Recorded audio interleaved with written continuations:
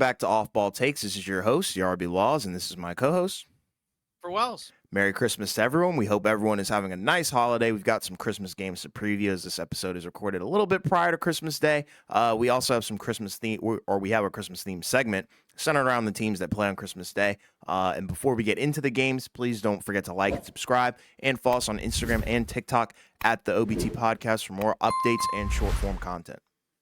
Yes, so we are now almost here, right? This is typically, kind of the not obviously opening day for NBA, but this is kind of the point when you start to see more fans start to tune into NBA games, and that's Mm-hmm. Christmas, right? Now, back in the day, the NBA kind of exclusively had the Christmas games. Obviously, now, the NFL has some too, but the NBA usually tries to, put up some very marquee matchups on Christmas Day. Yes, sir. Some matchups are just going to be better than others just because, of the teams involved. But Mm-hmm. I think like, pretty much any of these matchups are going to be, I think, at least somewhat entertaining to some degree. Sure. So we'll start off, with the first one. We got the Milwaukee Bucks against the New York Knicks, right? So, Mm-hmm. usually historically every year, the Knicks tend to kick off, the Christmas games, regardless of, whether or not they've been good or bad. But either way, this year, they've been relatively okay, I guess. I mean, they've they've had stretches where they've been, relatively good. Mm-hmm. They're 16 and 11 currently. Unfortunately, they've recently had some bad luck in regards to injuries, right? Mitchell Robinson is supposed to be out for the remainder of the season. They applied for the disabled player exception. So that's unfortunate, right? He was their starting center. A guy that helped them out, especially on the boards, right? As well as being an interior defender and just giving them more size, right? Because like you could start with Robinson, then you could bring in Hartenstein, but now you have to start Hartenstein, and then the next guys coming in after that, they're just not as big, right? Like Jericho Sims is very strong, very athletic, but he's a little undersized as a center. Taj Gibson, now at this point, he's getting up there in age, Mm-hmm. but either way, regardless, they recently played the Bucks. Actually, we're recording this on the Saturday before Christmas. And they actually played them today and the Bucks won. I mean, the Bucks pretty much have owned the Knicks this year in the matchups, right? Yeah. For the most part. I mean, Okay. it hasn't really been much of a struggle. It's just rough for the Knicks in terms of the matchup because especially without Robinson, because you just don't have the size to be able to contend with Milwaukee, around the basket, like say, being able to contain Giannis. Yeah. Um, and then you also don't really have the wing depth, either, to be able to kind of limit maybe some of the guards, sort of, right? Right. Because like, you have RJ Barrett, who's been good this season. Obviously Randall, but he's not a wing, he's more like a big. Yeah. Um, but and then obviously Brunson's been great, so he'll probably, kind of, carry the load for the Knicks. But, I feel like in this game it's probably gonna lean towards Milwaukee. I just think Milwaukee's a better team. Even though like defensively I guess they've gotten better, I guess, as of late. It's still kind of up and down, inconsistent. But against the Knicks, I don't think it's gonna matter. So I feel like this one is probably gonna lean towards Milwaukee. And it wouldn't surprise me if at a certain point it may end up kind of, veering towards like a blowout. Yeah, I agree. I think this is not even going to be a contest. Like you said, we've seen these teams meet a couple of times already, and yeah, it hasn't been very good for New York. I'll say that for sure. Like you said, it's very hard to fight against Giannis, and I think that's hard for any team. As the Bucks are 22-7 for a reason. Like I think there is some weight behind that. Although I'm a little bit more on the hesitant side with the Bucks, but regardless, I think there's still a team that you can't really, play around with. You don't have time to mess around with. So I just think, they don't really have what it takes to beat Milwaukee in the regular season or the playoffs, quite frankly. And I don't think Christmas Day changes anything. It may help that they're at home at MSG because I think they're at home. But regardless, I mean, I just don't really see a winnable path for them, especially with the injury. And then with Giannis and obviously Damian Lillard, who I think will probably pick up his play on Christmas Day as well, because I think, like you said, this is when a lot of people start tuning in. This is when the casuals really start to watch the NBA. They're like, oh, NBA is actually here. So we'll see what happens, but I'm definitely taking Milwaukee as well. Yeah, the Knicks, I mean, they're ninth offensively, which is good. Kind of, I guess, surprising. You wouldn't think of them as a top 10 offensive team, but Yeah. again, they do have some good offensive players. And then they've been 13th defensively. They were top 10, but they've slipped as of late, because I do think they miss Mitchell Robinson. And then you look at the Bucks, right? They're third offensively. Defensively, like I said, it's been better. They've gotten up to 20th. You'd like for it to be a little higher. If you can get it to like, close to 15, I think that would kind of be, honestly a win Yeah. over the course of the season. But, regardless, it'll be, interesting to see how that works. But, again, I don't expect this to be a super, it may be competitive early on, but usually the Bucks when they're playing against some of these type of teams, it may be close for like a half, and then afterwards they just start to pull away because it's just too much to overcome. Especially in the fourth quarter. I think they really turn up in the fourth quarter. At one point they were leading the league in fourth quarter points, and obviously that's all. That goes to show that Dame is definitely making an impact because he's majority of those points sometimes. But yeah, like you said, I think it's going to be a flood from off rip. So I just don't really think the Knicks stand a chance. And it's not like any Nick hate. I think it's more so like they're just not in that tier, and that's just plain Right. facts. Like you said, Yeah. there are some highlights and there are some good things about the Knicks. I think we both like Jalen Brunson. I think we are a little, intrigued by Julius Randle, but I mean, we don't love him. But I think also you have to like RJ Barrett's improvement. I think he's improved a little bit, but the field goal percentage is way down. But regardless, I think he is providing some sense of actually being out there because sometimes you can't even really tell that RJ is really out there. Sometimes it just looks like a lot of empty possessions. But regardless, they do have some bright spots. Just I mean, I don't know. It's hard to talk about the Knicks because I just Right. don't like they're relevant, but they're not good. You know what I mean? Yeah, I mean, again, they're 16 and 11, which isn't bad. It's Right. just they're not quite in that sphere of contenders, right? They're in the tier, below Philly, right? They're probably Yeah. like in that third tier where, like you have the Bucks and the Celtics in the first tier, then you hmm can put, Philly probably in the second tier. We might have to And then push them. We might have to push Philly up. I don't yeah, you know. might have, We yeah, might we have might to. have, yeah. I mean, like because they have Joel Embiid, right? Yeah. Like you could say that they're a top tier team. It's just, we just know come playoff time they, Yeah. tend to come up short. But in theory, because they have Embiid, they should be in that first tier, right? Because you could say Embiid, and relative to say like Jason Tatum or Giannis, like he's in that mix. I can't So believe I just for Joel, said that. That's crazy. yeah, I so that would have been the last I would have. I'm the last person who I would have ever thought would have said, "Yeah, we can bump Philly up to the contender tier." Because I'm pretty sure last episode we were just talking about how they weren't, yeah. all that. I mean, I always feel like that they're in the mix because hmm they have Embiid. It's just like relative to the other teams in the East, I just feel like they're usually in that next one where it's like if one of those teams is gone, Yeah, they might have a chance to just like be the next man up. and we're Kind just of going like by history too. Like, I mean, we've seen them kind of fail over and over and over, and it's like the roster is different for sure, but the centerpiece is still the same guy. It's still Joel Embiid. right. So and we'll get to the Sixers, Heat Yeah, eventually. The next one is Warriors Nuggets, right? This is like Christmas matchup, including the last two NBA champions, right? Obviously the Warriors and the Nuggets. They've yeah, kind of gone semi different directions. yeah, Um, But with the Warriors, they have won four in a row, right? Since the Draymond suspension, they've all kind of been close calls, right? Back and forth games. It hasn't necessarily been like the toughest schedule, but you did have a big win over the Celtics, right? In which they were down and fought back. yeah, They also won games over the Blazers and the Wizards, yeah. They beat the right? Wizards yesterday. Yeah, and then I think they're playing the Blazers again. So they have so now they've reached 500 basically. So they have a big chance, to get over 500. Yeah, If you can beat the Nuggets, but it's obviously no easy task, right? Because now you're without Draymond, who's one of the best defensive players despite his issues. You are getting much better performances out of Clay, so I think that makes a big difference there, right? Obviously, since his benching, he's basically been giving you like 25 plus a game, right, yeah, on really good efficiency. So, that part is good, right? Kaminga stepped in. He's played very well, as a starter. Some of these other guys getting minutes, right? Pajemski before he got hurt, right? Trace Jackson Davis, right? yeah. That was a guy that He might be a that was, steal. Hey, that guy might be the that was steal. oh, we had him going higher. We were Yeah, surprised he went as we were I think because he was a second rounder, right? He wasn't even yeah. a first he wasn't even a first round pick. We had him right at the end of the first round. hmm But either way, so they're playing their young guys, they're more athletic. And those guys aren't super tiny. I mean, it's still a small team, but because you have more athletes, you're making up for that in certain ways. The defense has slipped, right? They've dropped to 17th defensively, but I don't think that's much of a surprise. You don't have as many great defensive players.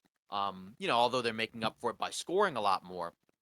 So this is one of those games where I feel like it could go, either way. I mean, with the Nuggets, obviously they haven't been quite as good this season. Yeah, They're still, amongst the top three teams in the West, right? Jokic has been playing well. His efficiency is down. but still having a really good year. Jamal Murray's been in and out due to injury, as well as other guys like Aaron Gordon. Um, Reggie Jackson, right? He's come off the bench and now he's been, a much more crucial part, of that Denver lineup, right? Because that was kind of a issue, that was kind of a concern that we had about the Nuggets going into the year was who was going to step up and be, one of those other, big time bench contributors, right? They've been seventh on offense, 11th defensively. Um, and again, like, some of the young guys, they've been up and down, I guess. Some of the guys will come in and play well. Like Peyton Watson will have a good game, Julian Strother will have a good game, and Yeah. then there'll be other times where they don't play quite as well, right? It just kind of depends. Brown's been fine, so they've had like some solid performances from a number of guys.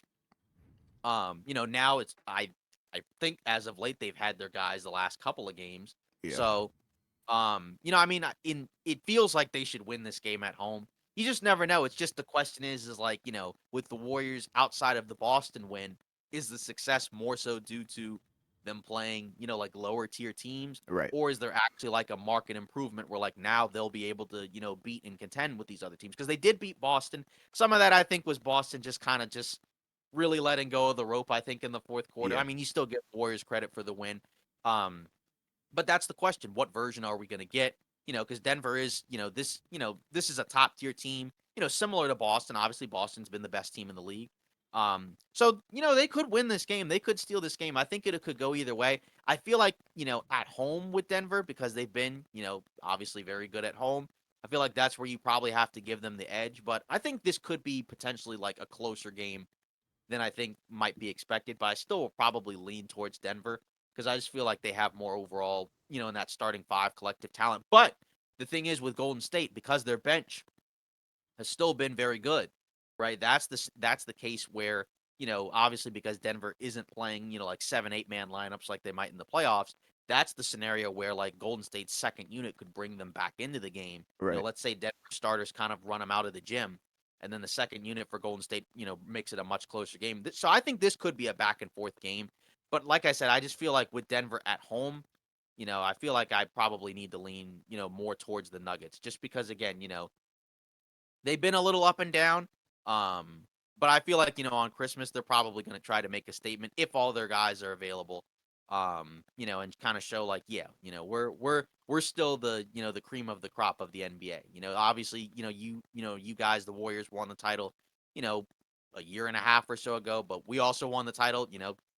just this last summer. And, now we might be better. We'll Yeah. see. But I feel like I do need to lean towards Denver just because, again, at home, it's a better team. It's the type of team that I think will give the Warriors problems because it's a very big team. Like they're bigger than Boston, I think. I know Porzingis is 7'3", but, just, with the added factor, I mean, who's the smallest guy that plays for the Nuggets? It's Reggie Jackson, I guess, right? And the outside, Yeah. and he's not like, a super tiny guy. Yeah. He's like what, 6'3", six At four. least six So four.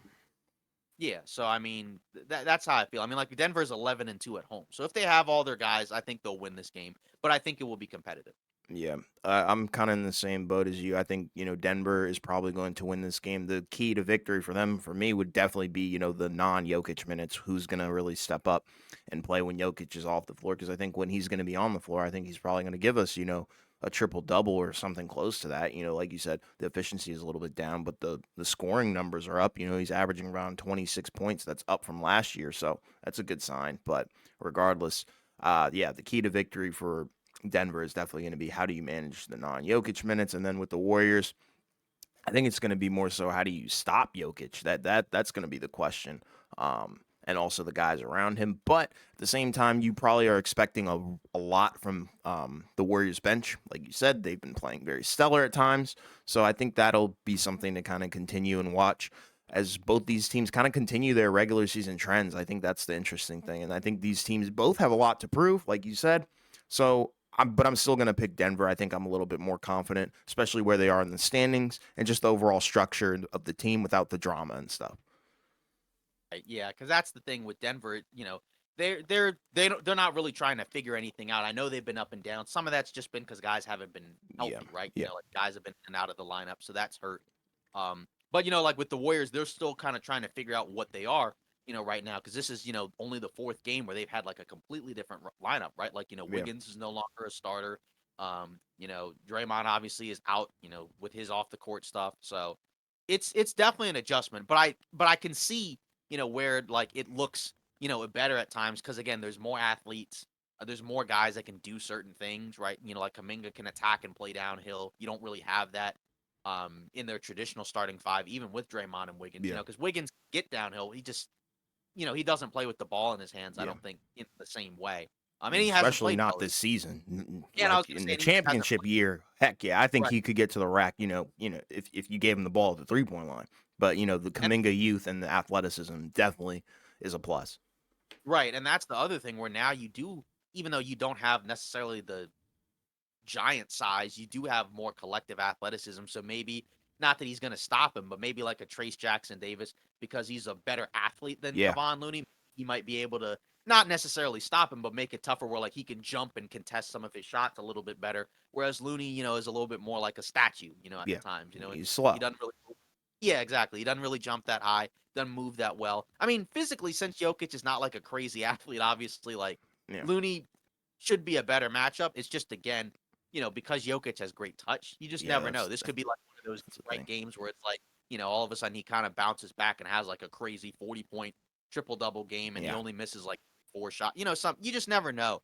Um but I do feel like it seems like the Warriors I mean, you win 4 in a row regardless of who you play. That's an improvement over what they were doing before. And I think I said, at the time when Draymond was suspended, I think I said they will probably go on a run and win more games, and part of that is because the schedule is easier. Yeah. I mean, they during the early part of the season, I mean, they were playing, they've already played Oklahoma City like 4 times. They played Minnesota twice. Yeah. This will be the second time they played Denver.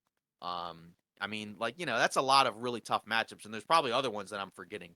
Um, as well. But just in general, I mean, now that the schedule is easier, that helps.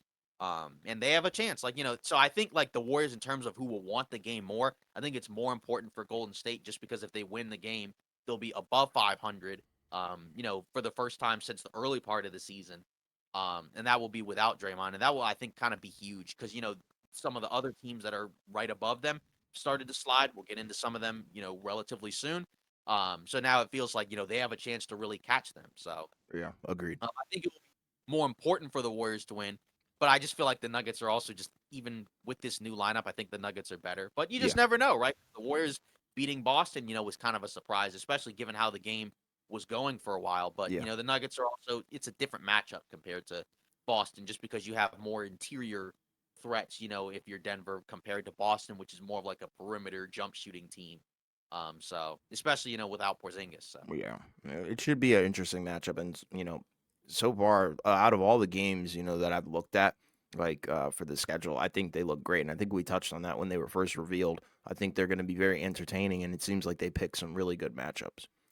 yeah, and that's the thing, like with the Warriors Nuggets, there were many people that feel like the Warriors could be a matchup that matches up well with Denver because you have Steph who can pull Jokic from the outside, Hmm. and then like if you have some more athletic guys, you got some downhill threats. It's just tough because I think without this, you need some size. Like I Yeah, think it's very difficult to beat Denver without some semblance of size. That's like a even like a guy that's like 6'10", 6'11", not even necessarily like a 7-footer, right. but just somebody who isn't like 6'8", 6'9", kind of masquerading as a center. I think would just be nice. But again, with the athletes now that they have, that helps. But Yeah, I still feel like I'm probably going to lean towards Denver. agreed. But I do think be closer than the Bucks Knicks game, just because One again the hundred Warriors percent. are playing well.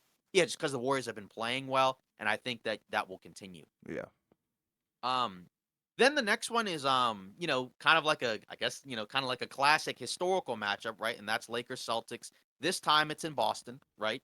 So I mean, obviously these are two teams, that have, as of late been in kind of interesting spots, right? Like, with the Celtics, they've been, great pretty much the whole season, right? They have the best record in the Eastern Conference. I believe the best record in the NBA, unless it's changed, but I think they still have the best record. Number 5 in offense, number 4 in defense, second in net rating. So obviously they've been nothing short of great this season, right? yeah, They're coming off, a weird stretch where, they got two crazy blowout wins, even without some guys, right? Say like Tatum, he hurt his ankle against the Warriors, didn't play against the Clippers. I don't think Kawhi played, but it was like a massacre. No, he didn't play against the Kings. It was still a massacre, though. I think it Hmm. was 144, 119. Then they put up 145 against the Clippers, without Kawhi, but still. So they've been on a tear, obviously, as of late. Um, they got a great starting five. We've already talked about Boston, where we really like, what they've done in the offseason and overall what we've seen from them this season. We think they're the best team in the East, as far as that's concerned. So I mean, like spoiler alert, I think Boston is probably going to win the game. But then you look at the Lakers side, right? This is a team where, they had a stretch, early in the season where it was kind of rough, where it felt like they were leaning too much into offense, from based off of what we had seen, with what they did in the offseason. Then they made some changes to the lineup, right? Took Reeves out, put Yeah, Reddish in there. And now you're getting, then they, got their defense kind of turned around, but the offense still hasn't been great. Then the in-season tournament happened, right? And they had a number of games where they played very well. Some of them against not so great teams, other of them against decent teams, like the Suns, like the Pelicans.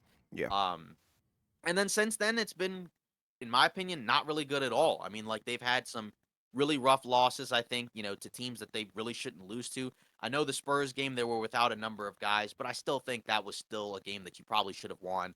The Knicks game, same thing. Bulls, they had all their guys and they still lost. Minnesota, second night of a back to back, with no LeBron. So, that was a competitive game. yeah, Um, but it's been kind of rough. Um, they're playing, Oklahoma City as we speak. They made a lineup change again. I'm curious to see whether or not it will stick. But what they did was basically they moved D'Lo to the second unit, and they started Jared Vanderbilt, and that was a guy, where D'Lo that we talked about who had not been playing very well, as of late. His offensive numbers had really slipped. And he just wasn't doing a whole lot, right? yeah, And the ball had taken out of his hands, I think because he just wasn't playing very well, so there was no point. Um, but in his role off the bench, and so far in this game, they're up, 16 in the fourth quarter. So, he's got 12 points, 3 assists. Most of that was in the first half, but still, um, it seems like, that might help him out, I guess. Um, but I don't know, because again, at the same time, it's like, they've had to make some really significant changes. They just got hit with the Gabe Vincent news, right, that he's going to be out yeah, potentially, with a surgery 6 to 8 weeks. So that's kind of a rough signing, obviously, where, you got him and then he hasn't really played and now he's been hurt.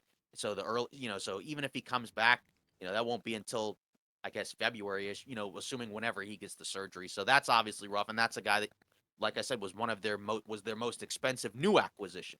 Um, so that's rough, right? You can't have that, yeah, because but I guess in some ways, you have if this lineup sticks and D'Lo comes off the bench, it's a different look because he's not the same defensive player as Gabe Vincent, but yeah, he can, I think, in some ways still help you out on that second unit if he's committed, if he's engaged, which he's kind of an up and down guy at times. yeah, Because you already know I'm not like a huge fan of his, but still, as yeah. I long as know. he's on Yeah, I know. but as long as he's on the team, you still got to pull for him. And again, I feel for him in the sense of like, it's rough because, for most of his career, he's been every time it feels like he's kind of found somewhere to stay, then he gets moved. Because so that's obviously not like He's a a scapegoat. We right. So can it's like, call it that. it's not, yeah. So it's like it's not a great place to be in. But then it's like also at times like he doesn't help himself in that regard. But this isn't a D'Lo discussion. This is more of a Laker discussion, Yeah, obviously. but he So is a part of their problems. yeah, That's the hard part. So I get it. right, and that's the issue where it's like, and again, like, is that gonna change against the Celtics? Probably not, because 'cause they're No. a very good defensive team, and that's the type of team that's probably gonna really throw him off. I know going into the season, he said, "I'm gonna try to be Derek Oh White." God, yeah, Uh, that L quote, man. Like I yeah, I don't understand the principle, and I loved it when I heard it, but the right, execution and following through, it's not even there. Like right, and no then I think shades of anything. at the end of the other game, I think he mentioned like, "Yeah, I'm not the greatest defense." What did he say? "I'm trying harder on defense or something, but that's not what I do," or something like that. Just not L like a quote. great. But either way, with the Lakers, the main thing is defensively, they've still been a top 10 defensive team. They're at their best defensively when they play certain types of lineups, right? I Yeah, think, and I think that's in this Oklahoma City game, that's what they tried to do, where, they tried to put out more of their long, athletic, wing guys that can switch, that can defend multiple positions. And that's when they're at their best. When they're at their worst is when they try to kind of force themselves into playing these super small, offensive oriented lineups that just right. don't work. So I think that's kind of the idea between it. We'll see if this lineup sticks. I still feel like as of right now, Boston's the better team, so I think they should win that game. Um, just because again, I just feel like it may be a tough time for the Lakers to score against, the Celtics compared to say like a team like Oklahoma City, who is a good defensive team, but they don't have like the same like interior size other than Holmgren. Right. Not that the Celtics are a large team either, it's just like, they have more, wing sized guys, like 6'8", 6'7", compared to Oklahoma City, who's runs some smaller lineups other than their guards. Um, and Boston's at home, and I don't think they've lost a single home game at all this season. And, No. I mean, at some point it will happen. I just don't think it will happen on Christmas. Um, this game could go either way because I could see it being like a competitive game for like maybe 3 quarters and then maybe in the fourth, like the Celtics pull away. I could see a scenario where maybe it's a close game all the way through, right? And then the Celtics kind of pull it out at the end. But then it also like you could see a scenario where if you get the bad version of the Lakers, they're down like double digits in the first quarter and then Yeah. they got to fight back. And then it's not really like, it's kind of like a wire to wire victory. Either way, regardless, I still feel like Boston's going to win the game. But I still expect it to be a competitive game because I think LeBron and AD will be active. They will show up. When LeBron is very into and locked in into a game, the guys follow him, which kind of sucks because again, you're not going to get that out of him every game. Yeah. And you would think some of these other guys would kind of be more inclined to pick themselves up. But I think he always gets up to play against the Celtics. So we saw it, in the last couple of matchups that they have. But I still feel like the Boston team is better. And I don't see, reason for why that would change on Christmas. But, at the same time, I think the win would mean more for the Lakers because they've been struggling, because they were 4 or 5 games above 500 coming out of the play-in, and they've lost most of those games since. I think they're only a game above 500, depending on what happens between them and Oklahoma City. That could change a lot of things, but still, but then in the last couple of games the Celtics had, they were beating teams by like 30, 40 points. And Yeah. they're not like scrub teams. Like, the Kings are good. The Clippers, even without Kawhi, still a good team. Sure. So I feel like Boston is going to win that game. Yeah, I'm on the same boat as you. I'm with the Boston Celtics on this one. With the Lakers, it just feels like I'm not gonna say like the ship is sinking, but it seems like every time that there's a problem, another one surfaces right after they patched up the first one. So like there's a lot of holes in the boat. That's all I'm gonna say about the Lakers. I think, you touched on it beautifully. But with the Boston Celtics, I'm just looking at them. I think they're the team to beat, especially in the East for sure. And really might be the team to beat in the NBA as a whole. So I think, they've got a huge target on their back. Right. Like you said, I think LeBron is probably going to be headhunting out here. So I expect a big game from Braun, but I just don't know if LeBron masterclass is going to be enough against this amazing defensive team in the Celtics. And then obviously, I think Tatum's going to step up his play. I think Jaylen Brown hopefully will step up his play as well. But overall, I've really been impressed with how how gelled together this Boston Celtics team has been. I think there were a lot of questions about how good they were going to be with Porzingis. Although he has played a decent amount of games. He's played 20 of their, like think about like what 28 games. So Yeah. he's played a lot of games for them, which is pretty good because this is a guy that is known to miss time. So I think that's been the huge catalyst. Outside of obviously Jason Tatum and everybody playing defense really well. So, I think they're just going to be poised for another successful night. Like you said, they've been playing some interesting teams that, are pretty competitive. They did lose against the Warriors. In my opinion, that was a little bit more fluky. But regardless, they did show up the Magic twice. Cleveland, I think, is a decent team, although, they've had some injuries. The Kings, Clippers, like you said, and then now the Lakers. So they're in a tough stretch, I think. And this is only going to be the beginning of it. So I think, against the Lakers, I'm not going to say it's going to be a cakewalk because, like you said, the Lakers probably are the most poised team to, guard them because I think the Lakers are very good defensively. They got some wings and archetypes to, maybe slow down Jason Tatum, especially Jaylen Brown. But regardless, I think, Boston's probably going to overpower them both offensively and defensively. Yeah. Yeah, that's what I think. Yeah. And then moving on to the next game, the fourth one, Sixers Heat, right? Kind of a, sort of, I guess, I don't know if I would call it a rivalry matchup, right? But these are, two teams that have played, a decent amount, for a while, right? They were a playoff matchup, right? I think a couple seasons ago. Mm-hmm. Uh, and obviously, Jimmy Butler used to be a Sixer, right? Now he's playing for Miami. Yeah. So Miami's been kind of an intriguing team, right? Where they're, 17 and 12. Um, 14th offensively, 14th defensively. So that's kind of interesting where they're kind of like middle of the pack in both, but they're still, like 5 games above 500. Sure. Um, the thing with the Heat, I guess, the issue for them has been they've had like a lot of games where like, in the second half, they played a lot worse. Like in the first half, they'll play really well and they'll build like a decent lead. And then in the third quarter, everything just kind of just falls apart. Hmm.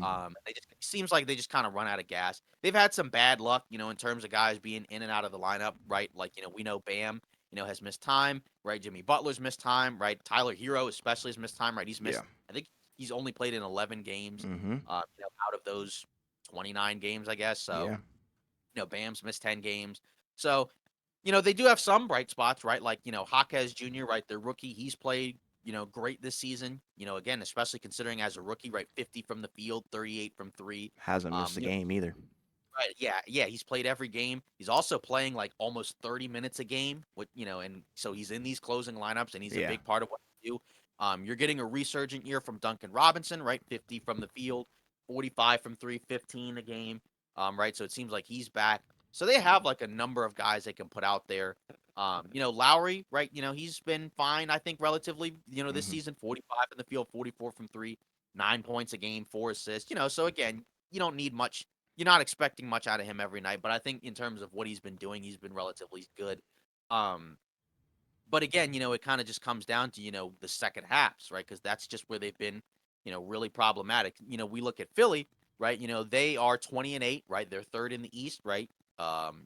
First in offense, fifth defensively. Now, some of that, has been up and down, because they've had a stretch, prior to the last couple of games where they were playing, like 4 or 5 straight, like, really horrible teams, right? Yeah. Like, Detroit, Washington. Yeah. They played the But then, Wizards twice, Detroit twice, and then the Raptors in between.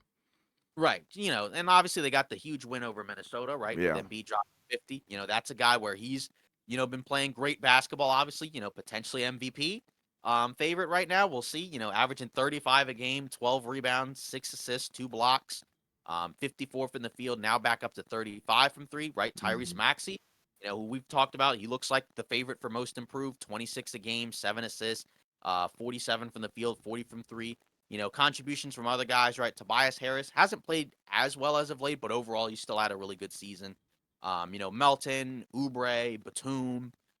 So they just have like a lot of guys that they're able to put out there. Again, some of these guys have come in from the Harden trade. Um, so, it seems like Philly, they've been the better team. They have the best player. I mean, this game could go either way. I feel like Hmm. Philly's probably just going to win this game just in the sense of like, I think Bam, I'm just not sure if he's going to be able to do a whole lot against Embiid just because of the size factor. Yeah. And obviously, we know Embiid gets to the line a ton, and that could obviously be a problem for Miami, where if Bam picks up a lot of fouls, right, you don't have a lot of great options after that. I mean, you got Orlando Robinson, but still, he's not quite the same as Bam. Yeah. Um, so that's the issue where I don't know. And then like Tyrese Maxey, that's a guy that's probably a tough matchup for the Heat because he's incredibly quick, and they don't have like a lot of fast, explosive, Mm-mm. guards on the Miami team. So I feel like because those two guys like just present some tough matchups for Miami, even though again they've been a solid team, I think better than some people expected, but I still feel like Philly's probably going to win the game, and I think Embiid is going to continue, to flaunt that MVP case that he's building up right now. Yeah, agreed. I think the Celtics, 76ers are going to blitz Miami in this one because I think they're just feeling so good and riding so high after beating Minnesota in the way that they did. I think that's a huge win for them. So I think they're feeling really good. I think they're playing really good. I think they set a franchise record, if I'm not mistaken. I think last night it's like the third time since like 1960 something where like I think there were three 76ers that scored 30 points. So the lightning quick offense is definitely there for sure. You got Joel Embiid, like you said, who's been playing out of his mind. Maxey, who's also been playing out of his mind. And then Tobias Harris, who has shown us that he can be a spark plug in the starting lineup, which is kind of interesting to say. I guess better term would be a microwave, where it's like, he can heat up at any given point. But at the same time, he's also liable to just go out there and give you 10 points and nothing else. So there are times where I'm like feeling really good about Philly, going into matchups, but then there's times where I'm like, I don't know if they can win, but I think this is a winnable one for them for sure. Like you said, I think personnel wise, I think the 76ers kind of take the cake over the Miami Heat. I think Miami will probably be able to do some damage. You can never count this team out.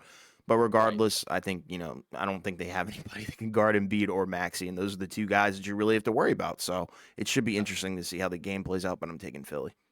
Yeah. And this could be a close game because again, I think the Heat do have solid, like collective depth. It's Agree. just the problem is that I just personnel wise, I think it's going to be very tough to guard both of those guys because they just, they don't have like a ton of like, big guys with size and physicality, and they don't have like a ton of like quick athletic guards. So I think Yeah. that's the problem there. And Yeah. that's why, like I said, I'm leaning towards Philly. Um, and then for the final matchup, Mavs Suns, right? So these are two teams, that have been, that have kind of had like two seasons that I think have been different than what we were expecting. Yeah. With the Mavs, right? They've overall, I think had a season that's been a lot better than I think what you probably would have thought going into the season. I mean, Hmm. obviously, they've had some injuries as of late. Because obviously like Kyrie's been out, other guys have been, in and out of the lineup. So that's obviously rough. Um, they are 16 and 12. They were a top 3 seed. Now they've dropped to 7th. So I feel like we might start to see like, this might be closer to what they actually are. Yeah. They're 10th offensively, 23rd defensively. Obviously, that's been their Achilles heel. Still not a great defensive team. Luka Doncic, right? He's another guy, that's been making an MVP case, right? 33 a game, 9 assists, 8 rebounds, 38 from 3, right? That's the key part there, right? Hmm. 49 from the field. Because his 3-point shooting, he's taking 10 threes a game and making 38% of them, right? That's a career high. Yeah. Obviously a lot of attempts as well, right? So when you're making that at a high volume, that's great to see. Kyrie, when he's been out there, he's played pretty well. Had a slow start, but picked it up. But he hasn't played as of late because he had a foot injury. A foot injury that I think he's been out longer than I think they kind of let on, because it Yeah. seemed like it might be like the type of injury like where they were saying he avoided a serious injury. And I think they said an indefinite timetable, but he's been out for a while at this point, so that's rough. Yeah. Um, Grant Williams, he's played pretty well. His 3-point shooting has slipped as of late because he was well above 40%, I think. I think now he's down to 39. But still, 3-point shooting is highly variant, right? And Yeah. this Dallas team, that's a big part of their offense. Hmm. Um, Tim Hardaway Jr. has had a resurgence, right? Again, some of the percentages down as of late, and some of that's been because Luka's missed some time. And when he's out and Kyrie's out, right, then you're kind of really searching for offense. Um, Derek Lively's been a highlight for them. Obviously, he's been a rookie who's done a really good job, as a rim protector, as a guy that can run the floor, make hustle plays, Hmm. just a guy that fits really well alongside those guys, Derek Jones Jr., For sure. Dante Exum, right, who's had, like a career resurgence, right, where he was out of the league, played overseas for a while. Then now he's come back and he's a much more, polished player. Obviously he came into the league as a point guard. Now he's kind of like I guess like off guard kind of, like Yeah. 2-3, right, where he's playing, defense, and then also, occasionally hitting spot up threes. So it's a pretty good story, I think. And it was ultimately a good signing by Dallas. And then on the other side, you have the Phoenix Suns, right? Who obviously made that huge trade, to acquire Bradley Beal, right, sending away Chris Paul, right, as well as a bunch of picks, Landry Shamet as well, and then obviously they traded DeAndre Ayton, um, for some other guys like Yusuf Nurkic, right, Yeah. Nasir Little, Grayson Allen. And obviously the issue for them is, right, they've had only one game, pretty much one full game with all their 3 stars. Outside of that, right, it's been one guy in and out of the lineup, another guy in and out of the lineup. Some games with 2 guys, and that's just kind of rough, in terms of being able to build continuity. Um, but they had a stretch earlier in the year, right, where they won like 7, 8 games in a row, despite having, again, guys out. Durant was playing well. When Booker came back, he was playing well. But, since then, they've gone on a really rough stretch, right? They've lost, I think, like 7 or 8 of their last Yeah. 10. Some of these haven't even really been close. Some of them have been Yeah. against bad teams as well. The Yeah. They're defense, piling up. the defense, which was, I think above average, has now slipped, to like the bottom half, right? I think they're like around 18, 19. Um, but the offense is also drastically dipped as well because they were a top 10 offense for a while. Now they're 16th. So, when the offense isn't working, that's when it's really rough because that's kind of the identity of the team. Um, again, Kevin Durant, for his part, he's played great, right? 30 a game, 6 rebounds, 5 assists, 52 from the field, 47 from 3, 87 from the line. Booker in the games he's played, right? He's been, pretty good, right? 48 from the field, 37 from 3, 28 a game, 8 assists. Yeah. right? Basically the point guard. And then after that, Beal, he's only played in 6 games, so not really a whole lot of takeaways there. He's been battling a back issue and now an ankle issue. Um, Nurkic, right? Obviously, he's been relatively healthy. I think he missed the last game due to a personal matter, but by and large, he's been able to stay healthy and he's been relatively productive for them, right? 12 points, 10 rebounds, 4 assists, 46 from the field, which is not great. But again, part of that's just he's just not a great finisher around the basket because, doesn't really have a whole lot of lift. Yeah. Um, then the other part is, some of the role players, who stepped up and played well during the early part of the season, guys like Grayson Allen, guys like Eric Gordon. Some of those guys have started to slow down. Say like we had a story from Chris Haynes about Eric Gordon talking about needing more touches. And it just feels like, they just, now they're kind of at a point where rotation wise, they're not quite sure which guys to play. One guy could be hot one night and then another guy could just be bad another night. Some guys, we saw games where Chimezi Metu was starting.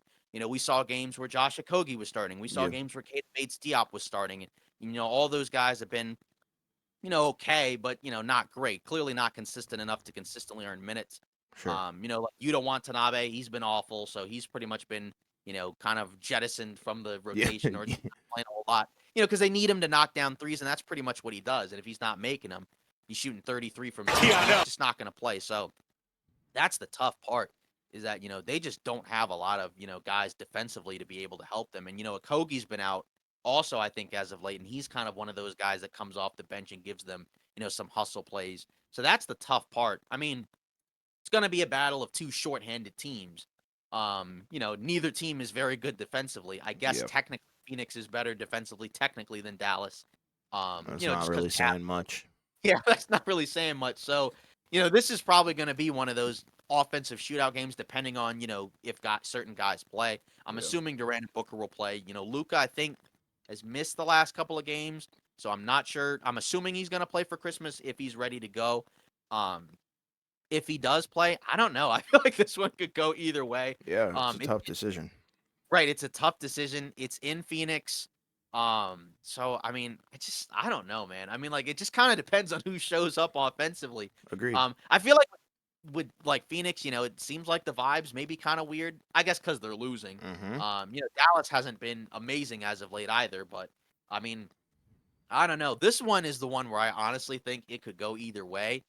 But I don't know. I feel like I might have to lean towards Phoenix, Okay. like only because Durant and Booker play, but it would not shock me at all, like if Dallas just kind of comes out and just has crazy offensive firepower. Because I feel like Dallas has been the better offensive team. Mm-hmm. So I don't know. I may have to honestly switch my pick to Dallas. I Okay. mean, if Luca plays, I feel like Dallas probably is going to have the edge. But I mean, Well, it's for this this is sake, let's just say he does play. if assuming he plays and he's ready to go, I guess I will pick Dallas just because I Okay. feel like it's going to be a tough matchup for the Suns. They don't really have, a guy that you can just kind of put on Luca, No, they don't. at any position. And then, again, what do you do? Like if you double him, he's going to kick it out to a wide open shooter, and they have a lot of really good 3-point shooters. Yeah.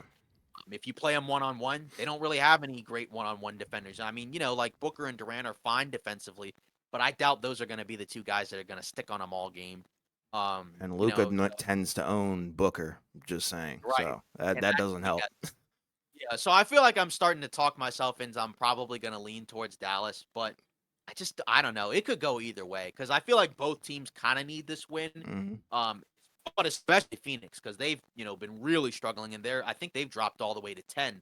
They Yeah. could be in a spot where we were talking about like Golden State and like Golden State all of a sudden by the end of the year could be above Phoenix. Depending on what happens. So, Yeah. but I don't know. Like I was saying Phoenix, but I think I'm gonna switch to Dallas. All right. Yeah, I'll take Phoenix then. I think they're very desperate. Sitting at 14-14 is not good.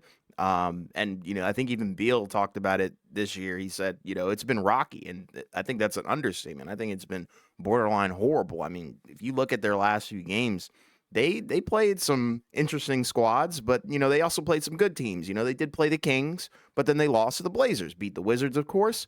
lost to the Knicks. It's like the team is way too up and down, and you never know who's going to be playing and who's not. So Right. that's the problem with that I have. Yeah, And that's why I don't know. yeah, and it's like all three guys have missed some time, and that's not good. And like you said, only played one to two solid games of all One three of them. full game. Yeah, so it's one full game of them all three together, and I mean we're at 28 games for them, and that's it's not good. But I'm gonna still have faith in them. I think desperate times call for desperate measures, so hopefully they pull something out of the magic hat, the Santa Claus bag. So something. They need a Christmas miracle. Let's just call it that. A Christmas Yeah. miracle. Yeah, and that's why, for example, that's why I think like the Nuggets Warriors one will be a close game because Yeah. you also have to add the desperation factor. Yeah. It has been sliding, and again, Dallas hasn't been great, but they're still in a better spot than Phoenix. Right. And some of that can be explained by, well, like Luka's been out and Kyrie's been out. So like if you don't have those two guys, probably not going to win a whole lot of games anyways, right? Right. Like Durant and Booker were both out, that'd be a problem. So yeah, so I think that's the factor where it could be a game. I guess the question is it going to be a competitive back and forth, or is it going to be more one-sided? Because I feel Yeah. like neither team is probably going to be able to stop the other. Yeah. So that's where I feel like it probably will be back and forth. And then it just matters of like who ends up just finally just missing in the last, in the last quarter. Yeah. Who Like runs let's out of gas first? right, and that's the question. Because I don't know, but I feel like this one is the one where I'm like, this could go absolutely either way. I'm like Agreed. 50-50. Yeah. Like, Agreed. because I said before talking about it, I'm like, oh, I think I might lean towards Phoenix, but like, I don't know. Like, Yeah. I might pick Dallas just for the sake of like, I think they're gonna have probably, you know, the guy on the floor that's gonna be the absolute toughest one to figure out what to do against, and they just have more offensive pieces. Not that Phoenix doesn't, but it's just like, I think like like Tim Hardaway Jr. I feel like is probably better than some of the guys that Phoenix is kind of relying on outside of Booker and Durant. Agreed. Like like guys like Grant Williams and Lively as a big, right? They present, some athleticism, discrepancies, for Phoenix, but I could be wrong, but either way, this is probably going to be like, one of those 130 to 135 type games. This is not going to be like, this Yeah. is not going to be like a, 110 to, 98 type game or, like Yeah. 115 to, 109, like Yeah. that's not going to happen. This is going to be a high scoring, fast paced game. Southwestern shootout. That's the way I would call it. Right. Yeah, exactly. So, um, yeah, so those are our takes on the Christmas games. Yes, sir. So now we'll get into our next segment or next section where we're gonna kind of do like I guess like a wish list, of the teams on Christmas. Mm-hmm. Just 'cause these are the teams, that are playing. So this is kind of like more of the focus and highlight on them. Um, this is mainly like, brief stuff. And some of these are kind of obvious, right? So say for the Bucks and the Knicks, those two teams is wish list. For the Bucks, it's obvious, right? Like they need more defense, point of attack defense, For some sure. type of guard wing, that they can acquire at the trade deadline. I think some of the young guys that they've been playing have been, more than serviceable, right? Like Andre Jackson Jr., Marshawn Beauchamp. But I think like if they could get like another guy that's a guard, like, we've talked about it, like an Alex Caruso, Yeah. or somebody like that to add to the rotation. That's where I think if you're Milwaukee, you'll feel really good about your chances. Where I think you can go toe to toe, with Boston. Obviously, you'll still be lacking in terms of wings compared to Boston, but you can say, hey, we probably got the best player on the floor. And it's not like he's surrounded by like a bunch of mediocre talent, right? It's Right. just the question. Again, that other guard spot next to Lillard, what is that going to look like come playoff time? Are they still going to have Beasley and Lillard together in the backcourt in the postseason? Because that's that's a potential scenario where it could be food. Yeah. But again, Yeah. That's but free. yeah, like Boston's guards aren't like the craziest offensive players, but they are guys that can still attack mismatches, right? Like Derek White, Drew Holiday. Those are guys that, if they're matched up against smaller guys, Mm-hmm. then they'll be able to take advantage, right? Like, Drew Holiday sometimes will post up, or Derek White will attack off the dribble, attack closeouts. So I think if you're Milwaukee, that's your wish list, the main thing. And then for the Knicks, I think some way to either find some more, size with Mitchell Robinson out, or a potential, at the deadline, make some type of like gamble trade where you acquire another second star. I don't know if they're going to do that. I know, there's been some weird stuff with Cleveland, with Mitchell, and maybe there'll be some other one, some other guy eventually. But in the absence of acquiring more talent, like just more star power, I feel like, finding some guys that can help you out without Mitchell Robinson, but that might be tough because again, Mitchell Robinson, I'm not saying he's like a amazing, crazy top tier center, but he is a guy for what the Knicks need them to do, right? He's very serviceable. Yeah, I think that's something where like if you're the Knicks, that's probably what you would like to target, but it's going to be tough because again, other teams are going to try to buy, in on acquiring more size as well. And with the Knicks, you're already kind of in a tough spot because it's not like you're adding size to what's already a big team. You're replacing size because your starting center is out for the remainder of the season. right. So I think for that, that's why I think they should probably target maybe some additional help on the wing. Like so that way, like if RJ Barrett's kind of struggling, maybe you have like another wing you can turn to. But those type of guys are hard to acquire as well. But that's my wish list. I think for those two teams. Yeah, for the Bucks, like you said, defense for sure. Don't really have to delve into that too much. Like you said, I think our favorite candidate would definitely be a guy like Caruso. And then for the Knicks, it's tough for them. Like there's multiple ways that they could go because I think they need a little bit more than the Bucks, obviously. Like you said, they need I guess, somewhat temporary replacement for Mitchell Robinson. Also need some more defense, but I feel like they also need a creator. So it's like they could go like all three routes. Just somebody to take some more pressure off of Jalen Brunson. It's not going to do the dumb stuff and the idiotic stuff that we sometimes see from Julius Randle and RJ Barrett combined. Because I think sometimes it's a hard watch, and I think Knicks Yeah, fans can agree with me. right, because those guys are more like, downhill, attack Right. the basket type guys, like, I know they can take jump shots, Yeah. and sometimes they'll make them, but, like, their preference is to attack the basket, and I feel like, and Brunson kinda likes to do that as well. Yeah. I know obviously, like, he can shoot, he's been shooting, like, 46 or whatever percent from 3, Yeah. crazy, Hmm. but, I feel like they probably need to figure out a way to balance out that roster by acquiring some guys that are, like, more two-way perimeter-oriented guys, Yeah. kinda like what Quentin Grimes did for them last season, but Exactly. maybe like a guy that's like closer to an upper tier player. But Right. again, that might be tough because, like you said, the Knicks obviously they're not as good as the Bucks, Yeah. so they need more. But they could also just be in the position of since they have so many assets, they may just wait and Yeah. just They be like, could. yeah, we'll wait until the off season, and see like if a star asks out, and then we'll pounce on trying to acquire the star power. We have some movable contracts, right? You could move RJ Barrett if you wanted to. You could move some of those other guys that aren't even playing that are making money, right? Like Fournier, and then just add extra picks as opposed to adding your young guys. Yeah. So they have some options and flexibility, but Because I think they know for that the this year is not a contending year. You know what I mean? right, yeah, exactly. So they're So I not in a think that rush to do anything stupid. right, yeah, that's the difference between them and the Bucks, where the Hmm. Bucks wanna win a title right now. Right. Not that teams don't wanna win a title, but you also have to have, some semblance of reality in Yeah. terms of what you're Exactly. living in, right? Like, Yeah. if you're the Knicks, you're not a championship team right now, but you don't have to be, right? Because Right. that's not the goal this year, like you said. So, if they so they don't have to operate with the same sense of urgency, like you said, they could just hold on, and then just acquire somebody, in the off season, or maybe if somebody like I said, springs up at the deadline that just kind of Right. comes out of nowhere, because that always happens where somebody ends up being available that we don't expect to be available. Yeah. Um, and then they might be able to kind of, poach some of those guys because they have the assets. Like I said, they have picks, they have young guys, so they have basically whatever another team would want. Right.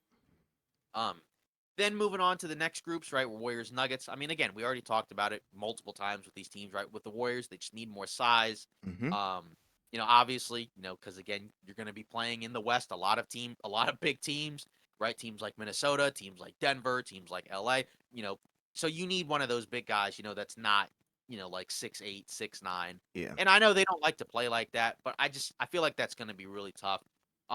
You also, I feel like ideally would like to have a secondary creator. Because obviously, they've had that for a little while with Poole. Obviously, he didn't pan out for them. So they swapped him with Chris Paul, who's been fine for them off the bench. They have a positive net rating when he's out there, so obviously that's good. And obviously Clay, now you've gotten the secondary option with him, but I also don't know how much I trust it Hmm. because again, we kind of also had this last year, right, where he was horrible to begin the season. Yep. Picked it up the later part of the year, and then in the playoffs, it was back to not playing that well Yep. again. And maybe that'll be different, right? Because again, like when you're a shooter, right, sometimes you'll just be up and down. And because he's not quite where he used to be, right, he'll probably just have more nights where they're off nights. But I feel like so that way you don't have to rely on it quite as much, right? That's where you would like to have the secondary creator. Because again, in the playoffs, let's say there were a couple of games, the title year where Clay just didn't have it and didn't play that well. Well, you had Jordan Poole, Right. right?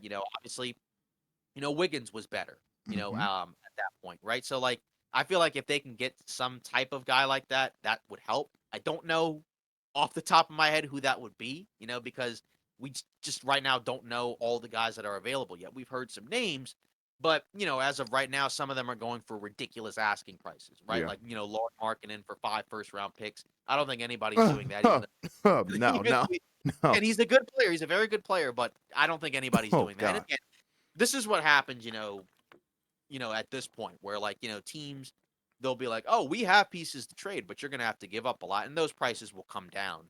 Right. Um so I do wonder if they're a team that kind of looks at this and be like and is like, "Yeah, this is better, but is this good enough?" Right. So I think they will be active at the deadline to try to acquire those type of pieces. And then for the Nuggets, they don't need to do as much, right? Because they're already playing pretty well. Like I said, they've been more up and down. Um, but I do still feel like maybe you'd like to have a little more help off the bench. Just because at times it's been a little bit shaky. When they play well, that's when they tend to, win, obviously, in addition to the starting guys playing well. In the playoffs, it won't matter as much. But at the very least, Reggie Jackson, he's not Bruce Brown, obviously, but, offensively, he can do some stuff. Christian Brown's been fine. But if they can get like maybe one other guy, that might be able to help them out, I think that's probably the main thing. Because again, like with Reggie Jackson, you have a guy where like if Jamal Murray's off the floor, he's not the same as Jamal Murray, obviously, but he's a guy that you can kind of play through with Jokic, where like, they can play off of each other. So that way you have somebody that can do some damage when Jamal Murray's not there from the guard spot. But if you can get, like I said, maybe one more guy, either a wing or some type of big, that could maybe just play like 5 minutes or something. I know they Yeah. didn't even really use a backup center last year in the playoffs, right? Like, they had, Aaron Gordon play center, in some of those second units. They didn't even use any of those other guys, right? Like DeAndre Jordan didn't play, Zeke Naji didn't play, Jeff Green sometimes, could play like backup Sure. 4 or 5 Yeah. or whatever. So maybe that's not quite as important, but I feel like that's probably what they should target, just like another veteran piece, Hmm. just in case, like, hey, these young guys may not be quite ready just yet. So let's get like another steady veteran that we can put in there, to help us out. Yeah, I would say both these teams need some sort of creator, microwave kind of guy. I think for Golden State, it might be a starting caliber kind of guy. That's tough to do considering we don't know who's available. But for Denver, I think it's definitely a guy off the bench. The bench has definitely been their weak spot for sure. The young guys haven't really taken the leap that we quite thought that they would, and I don't think that Denver thought that they would too. So, and I think that's why they were a little bit more comfortable, with letting Bruce Brown go. And it is what it is. That was a huge payday and whatnot, but regardless, I think they do and are missing his presence a little bit and could probably use some guys. It could be multiple guys. That's the thing. It could be multiple guys that, give you a combined like 15 points on solid productive minutes. So I think they just need to bolster up their bench. That's what I think their Christmas wish list should be. Yeah, exactly. Yeah. Then moving on, Lakers Celtics, right? We kind of already talked about it, Yeah. from both perspectives, right, at different points in the season, right? Lakers, you just need a little bit more consistency from, the guard spot, mainly defensively, right? Yeah. Because again, like a D'Angelo Russell or an Austin Reeves, Yeah. they're not necessarily great defenders. Um, and again, this is something we talked about. And now we know, we assume that Gabe Vincent's going to be out for a while. That's probably of those three guys your best defensive guard. So obviously he's going to be out probably until the trade deadline. I don't expect him to get traded. I know he's been like thrown into trade rumors and whatnot. Not Yeah. report, but like in terms of people putting together trades in the trade machine. Um, but I think that also a backup big would be nice, just because again I don't think Christian Wood and Jackson Hayes have helped in the way that they hoped. Nope. And again, like with Wood, offensively okay, even though I think he's been a letdown offensively, but defensively not great. And then Jackson Hayes just overall just seems kind of just like he's not really ready, to be like a real part of an actual rotation. Hmm. Um, but he is athletic. But I think if you could get like something where it's like a better version of some of the guys on the roster, which I've already said, a better version of Cam Reddish, maybe a better version of Torian Prince, even though he's played well for them, or Hmm. a better version of again what you're getting from the backup big man spot. In other words, nothing, right? Yeah. So Yeah. It's bad. that's what I think they should probably target in terms of their wish list. And then for the Celtics, again, as we've talked about before, just some better depth off the bench. Can you get like another impact guy to help you out? Yeah. Peyton Pritchard's been up and down. There's been games he's played well. There's been games where he's not played great. And then obviously Sam Hauser, he's been a solid part of the rotation. But I feel like, if you can get like another big so that way, like, there's going to be certain matchups where I think it may be a little tough for Al Horford. So if you could get that, maybe if you could get another wing that's, like a more athletic guy that's not like Hauser, where it's like, like more like athletic defensive type guy. Just another guy to play alongside one of either Tatum or Brown, maybe in certain spots, Yeah. so that way they don't always have to play together. And you can have a little bit more flexibility. That's what I'm thinking. It's kind of like the same thing with Denver. If they can get like a couple more veteran guys at certain positions, that's where I think like they'll be in a really good spot, and they already are in a really good spot, Yeah. Boston, because again they got the best record, and they so far have looked like the best team. Even better than Denver, which we were talking about early in the season. Yeah. For the Lakers, I think their wish list is for D'Lo to be gone. Honestly, that if you want me to be really, really honest, I think they really just want him, you know, out because I think clearly we've seen that the the benching that's the first sign. First it was the media stuff. Now it's the benching, and next, in my opinion, is probably going to be a trade. To where I don't know, and who's going to buy in on that, I'm not sure. But regardless, I think that's one of their things. And then also, like you said, probably backup big. And then for Boston, I would say probably a backup wing. Maybe a guy that you can put in there, give um, Jason Tatum a break or something like that, and have Jalen Brown run some stuff. But regardless, I think, the Celtics are in a really good spot. Lakers, not so much. This is another hole that they'll have to patch up, and I'm sure there'll be another one that they have to down the line. But, for Christmas, I think they're probably looking for something revolving around D'Lo. Hopefully improvement, but they also probably just want him out of there. All right, and then moving on to Sixers Heat, right? This one is kind of, I think, more intriguing because, Hmm. again, we've talked about it before. With the Sixers, they have multiple options. So you could either, go for, another star, if one is available, or you could potentially just kind of maybe like bolster some of the depth, and not give up quite as much, maybe get some better versions of some of the guys they already have on the roster. Um, and then just kind of like wait until free agency to make like the big move. You know what I mean? So, because I think both you and I probably um, are in like the pattern of thinking where it's like they should probably just kind of hold on and just kind of like wait until free agency. Yeah, I mean, obviously, you don't really want to waste a year of Embiid. I guess the question is a star going to come up that's going to make a big enough impact to say, if we get this guy, we're going to be right there with the other teams in the Eastern Conference.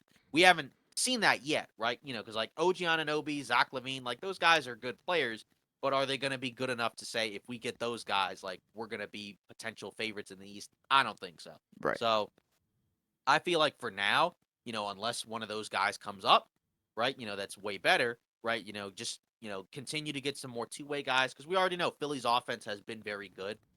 You don't have to do a lot of crazy stuff with Joel Embiid and Maxi playing the way they've played.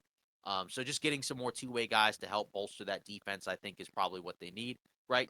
Wings, backup big man. Obviously, you don't need a guy to play a whole lot behind Joel Embiid, but maybe you could have a guy at the four, right? That's kind of like a tweener 4-5 or a 3-4 that can play next to Embiid. And they have a couple of those guys, but maybe some guys that are a little bit better, maybe a little bit more athletic.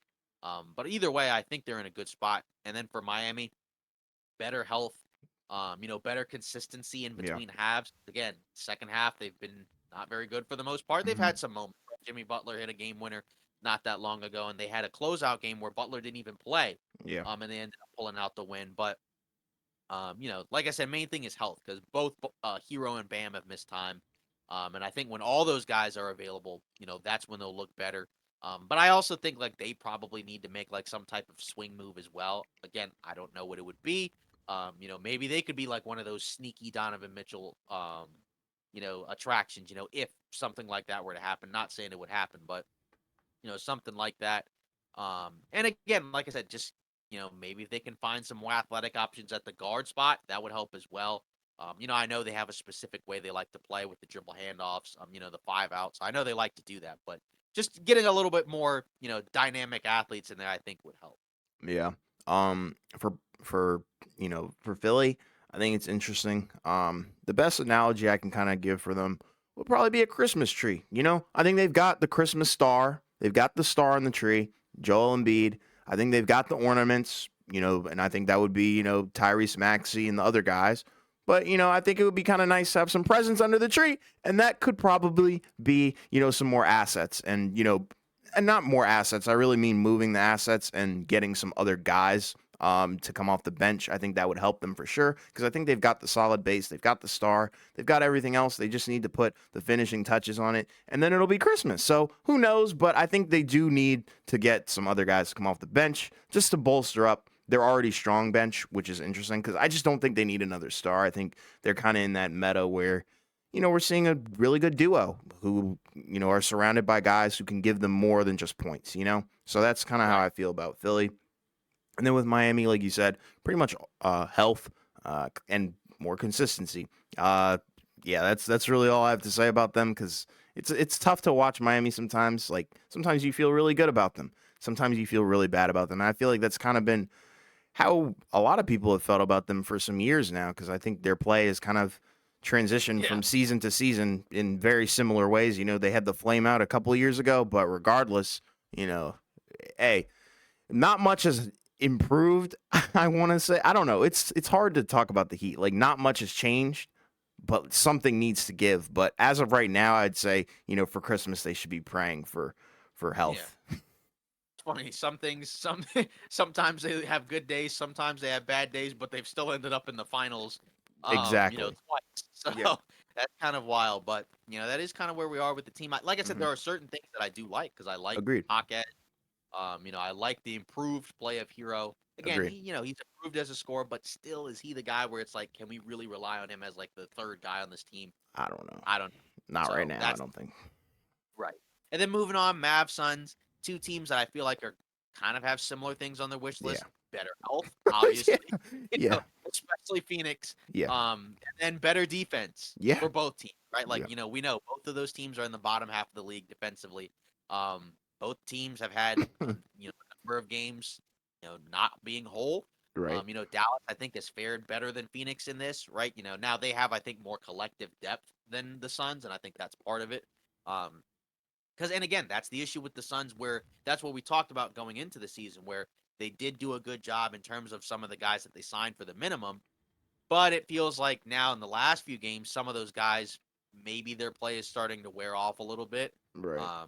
And some of that may be just lack of consistency in terms of minutes and opportunities, and then some of that is just because again, when you're a minimum contract guy, like your play is probably going to vary a lot from game to game. That's why you're on a minimum contract.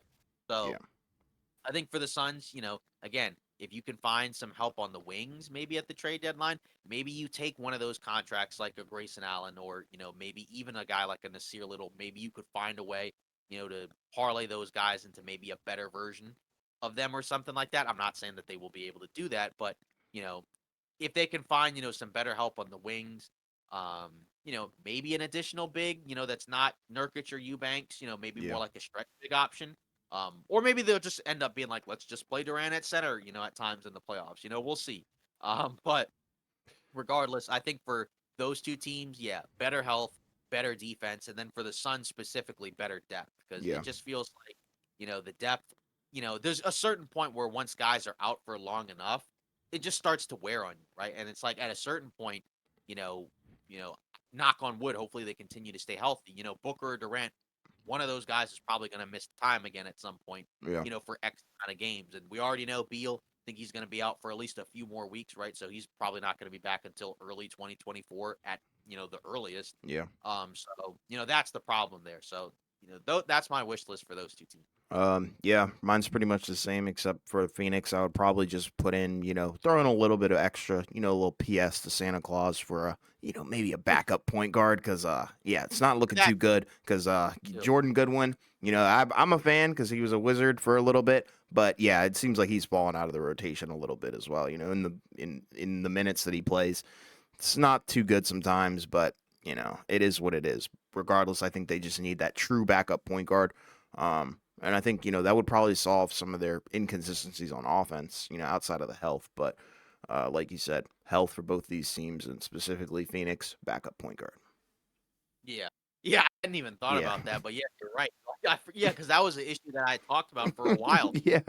You were more Again, pressed about it than me.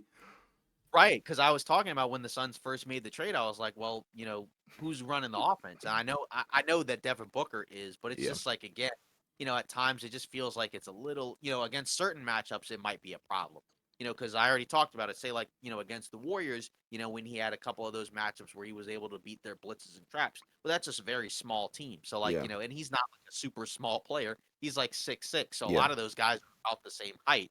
Um, so some of those guys he can see over. Whereas against say like the Lakers, right, when you're being guarded consistently by guys that are like 6'8", 6'9", maybe even 6'11", if it's AD, right, then it's a lot harder to beat those blitzes and traps. Yeah. Um, so I think, like you said, a backup point guard, that's another one as well. And maybe that's where maybe you get like a high level backup point guard or Right. something, that like maybe you take like one of Grayson Allen or Nasir Little and maybe you turn that into like a backup point guard, Right. that's better than like a minimum contract backup point guard. Yeah. And that's what I'm thinking. Like I think the main thing is, which is again, all roads point back to this, is again in defense. That's been a problem for the Suns. Yeah. That was going to be a problem going into the season. The question was always going to be, can they stay healthy and can they defend well enough to be able to offset, their defense. And they I haven't guess done that sounds, either.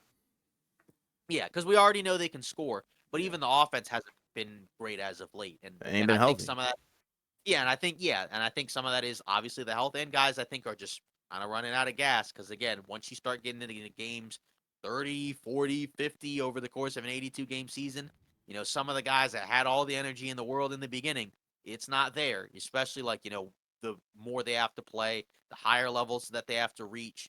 Like it's just it's tough. And Yeah. that's why, a lot of these types of teams, it's very hard, for them to be, to reach the level they want to reach because so much is dependent on, again, the main thing is the health of guys, right? Like say For the sure. Brooklyn Nets, we knew that they were good enough when healthy to be a good champion, to be a championship caliber team.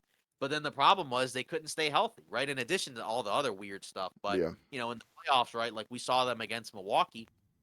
And then midway through the series, right? Harden's already out, Kyrie's out, right? And then, by the end of the series, right? Like it just wasn't the same. It was done. So yeah, and that's the issue. And some of that can be offset depending on like, well, if you have a big three, who's the number one guy, who's the number two guy, right? Because like Sure. let's say your third guy may not have to be quite as good if your number one and number two are, ridiculous, right? Like, Right. I think the thought process, say like when LA tried to experiment with a big three with Westbrook, the thought process was, well, LeBron and AD, because of how good they are, it doesn't matter who the third guy is. But even with those guys, like you still have to have, like a decent third option. Like, like the title year, they didn't have that, but the depth was a lot different. But when they decided to do the Westbrook thing, they had no depth, right? Yeah. Like they tried to kind of make up for it by signing a bunch of minimum contract guys. Now the difference for them was they veered towards a much older, type of roster, right? Because it was guys like Dwight Howard, DeAndre Jordan, Melo, Wayne Ellington, um, Trevor Ariza, right? Like a lot of guys that were playing like that were like in their seasons like 15, 16, guys in like their mid late 30s, and that just wasn't going to work. So, for a team like that, but then when you look at the Suns, right, it's Durant and Booker. Those two guys are very good, but I think the third guy you need for them is probably a different guy from Bradley Beal. But, Yeah. you know, Agreed. either way, they may still have a chance, but the biggest thing is the health. So, I mean, if they can't stay healthy, that's going to be a hard ask to be able to get them to win. So, Yeah. um, so now, we're gonna get into the news rumors. Not a ton of like major stuff. A few interesting things, right? Like, quickly apparently is quote unquote virtually absent in trade, Hmm. right? So like, that makes sense, right? That they Yeah. don't want to just trade him for anything because he's Right. been good for them. Yeah. Obviously in the playoffs he didn't play quite as well. He can be an asset obviously because of his speed, because of his scoring ability, right? We know what he can do. So I understand like you don't want to just give him up for anything because he's a valuable player, right? There's certain guys on teams where it's like, you could just move them for anything and you'll be better. Right. But then there's other guys because of the caliber of player they are or just because of what they provide for your team. You only, it's for a selective type of deal, right? Right. Like if you're getting a star, especially if it's like, another guard, that can play off of Jalen Brunson, that's where you can be like, yeah, we probably don't need Emmanuel quickly. Right. But if you're getting somebody else, right, like, maybe if you're just like swapping out rotational guys, that's where you're probably like, yeah, I'm not sure if I want to just do that. Yeah, and I feel like Quickly has a lot of value because, interestingly Or- enough, we we just talked about a decent amount of teams that do need some extra scoring, and I think that that is something that a lot of teams could use, especially off the bench. So, I would be curious to see what suitors are really out there for him. Right. Yeah, and that was according to Jake Fisher, by the way. Okay, cool. Um, next up, again, we kind of talked about it, I guess, in the Suns discussion, right? But according to Chris Haynes, right, Eric Gordon, right, he wants, a bigger role, right? Now obviously, again, we've talked about, they've lost 8 of their last 11 games, right? Hmm. They've dropped 500. Right. It looks like the Warriors are about to pull out the win, so that means that the Warriors are going to go above the Suns by about half a game. Hmm. So the Suns are probably going to be 11th in the Western Conference. So, regardless, I think the issue with that is now that they're losing, that's where guys are going to get more frustrated, right? Because again, nobody was complaining when they were on that stretch earlier in the season where they were winning games left and right. Right. But now that you're losing games, you're later in the season, and you're kind of at a point where you don't really want to keep dropping games. That's where guys are going to have some problems. I don't know if he's going to get moved. I mean, he's on a minimum contract, so you're not going to get really anything for him, but obviously it's frustrating because again, like these guys came together because they wanted to win a title, right? Like I'm sure Eric Gordon probably had some opportunities to go elsewhere for maybe a little bit more money, Hmm. but he chose Phoenix, because he thought he was going to get opportunities, he was going to get minutes, and he was going to win. Right. But now that it's kind of in a tough spot, that's probably where the frustration comes from. So if they get back to winning, then it'll probably be fine. But then if they keep losing, right, that's where things could get kind of shaky.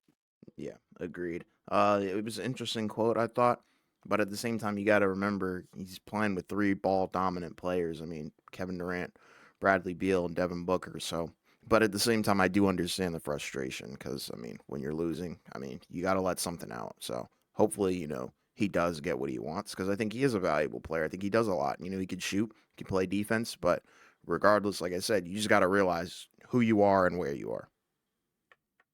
Um, And then moving on, no trade sweepstakes for Levine. So this is from Jake Fisher. So he's kind of been, so he's basically kind of throwing out there. Well, not throwing out there. Not that I'm not trying to say he's lying because he's Right, not. right, right, But either way, like it's the same thing where he's kind of saying like, despite the rumors, there's no like mega ultra interest in Zach Levine, because like there's no trade sweepstakes where teams are, trying to give up stuff to get him. And again, we've already talked about these same issues.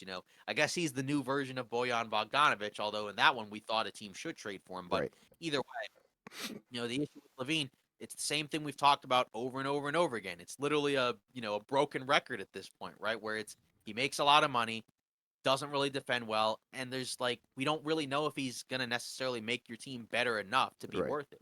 And we've talked about angles for multiple teams. Say a team like Philly, yeah, like you could give up your depth pieces to get him, but obviously he's not going to help you defensively, and that's kind of the thing right now where Philly's probably not as great at, right? hmm, Like you have two stars surrounded by like decent role players. If you want a third star, I think you probably want somebody who can bridge the gap between Maxey and Embiid. That's a two-way guy.